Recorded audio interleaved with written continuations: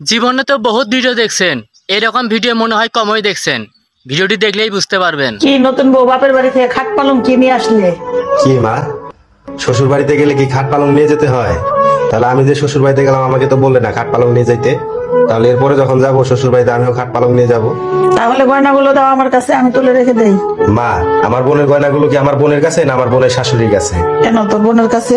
আমার বোনের গয়নাগুলো যদি আমার বোনের কাছে থাকে তাহলে ওর গয়নাগুলো ওর কাছেই থাকবে। ওর গয়না ওকে দিয়ে দাও। ওর জন্য লোকার আছে, ওর গয়না ওর লোকারে রাখবে। মা, ওর বাপ মা ওকে কষ্ট করে ভরণ পোষণ করে এত বড় করেছে। ও সবাইকে ছেড়ে আমাদের সংসারে এসেছে সবাইকে নিয়ে ভালো থাকবে বলে, আর তুমি ওর সাথে এরকম ব্যবহার করতেছো। তুমি মায়ের এইসব কথায় মন খারাপ করো না, আমি সবসময় তোমার পাশে আছি। কি ব্যাপার, আমার ছেলে মেয়েরা কেউ খায় নাই, তুমি খেতে বসে গেলে? কি মা, তুমি এরকম ভাবে বলছো কেন? ও তো কারো না কারো মেয়ে, ওরও তো ক্ষুধা লাগে। ওর শরীরটা খারাপ, তাই আমি ওকে বলছি সময় মতো খেয়ে নিতে। কে কি বললো সেটা তোমার শোনার প্রয়োজন নাই। যখন ক্ষুধা লাগবে সবার আগে তুমি খেয়ে নেবে, ঠিক আছে? খাও। এই নাও মা, এটা তোমার হাত খরচের টাকা, রেখে দাও। এই নাও, এই টাকাটা রাখো, এটা তোমার হাত খরচের টাকা। হ্যাঁ, এই কি বউকে হাত খরচ দেওয়ার কি দরকার আছে? এই টাকাটা তো তুই সংসারেও খরচ করতে পারিস। এমন করে কেন বলছো মা? তুমিই তো বলতে যে বাবা আগে তোমাকে অল্প অল্প হাত খরচ দিত, সেটা তুমি জমিয়ে তোমার শখগুলো তুমি পূরণ করতে। তাহলে ওকে হাত খরচ দিতে তুমি কেন না করতেছো? ওর নতুন বউ বলে ওর কি কোনো শখ আহ্লাদ নেই? মা, সংসার খরচ দেওয়া যেমন আমার কর্তব্য, তেমনি আমার বউকে হাত খরচ দেওয়া আমার কর্তব্য।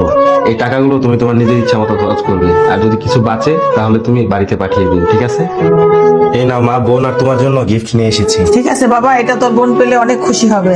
এই নাও, এই গিফটটা তোমার জন্য এনেছি।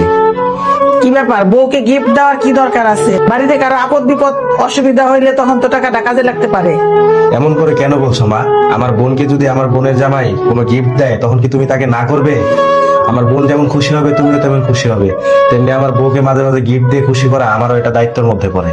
যে পুরুষ তার স্ত্রীকে সাপোর্ট দিয়ে আগলে রাখতে জানে সেই স্ত্রীর জন্য এই পৃথিবীটা হয়ে ওঠে স্বর্গ সমতুল্য। আর কোন নারীর কপালে মায়ের অন্ধভক্ত ছেলে যদি একবার জোটে এবং ন্যায় অন্যায় না দেখে সেই ছেলে সবসময় স্ত্রীর বিপক্ষে অবস্থান নেয়, তাহলে সেই স্ত্রীর জীবন হয়ে ওঠে নরক সমতুল্য। স্ত্রীকে সাপোর্ট দিয়ে আগলে রাখার সাহস যেই পুরুষের নাই, তোমরা বিয়ে করো না ভাই, তোমরা মায়ের আঁচল